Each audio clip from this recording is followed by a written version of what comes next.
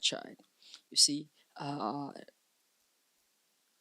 something happened in my locality last year that a man who is a high court judge, a a state, one would say a state high court judge, was saying a high court judge of a province, you know, something happened and he did DNA tests for 5 of his children that were given that were birthed to him by one woman, and only for him to discover that none of the 5 kids were his kids. You know what it means for you to rise in the rank to become a province high court judge. You know what it means.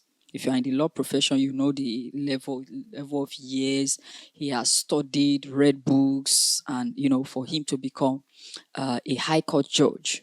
You understand? So this man discovered that none of his kids were his, even though he has taken care of these kids all through the university, secondary, elementary school, and the rest of them.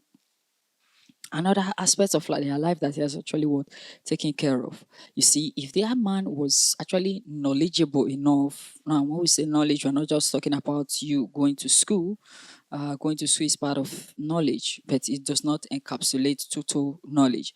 If he was knowledgeable enough, he would have, or if he knew enough, he would have gotten to a point whereby he would have done DNA to ascertain the paternity of such children. But he did not do that, and he regretted it. The only from according to the story, he said that he had one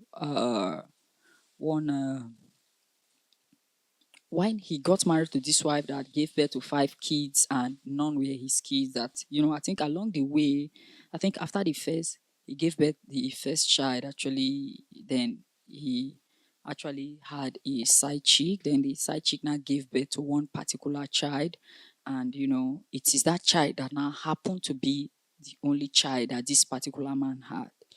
Now we're talking about a man who was already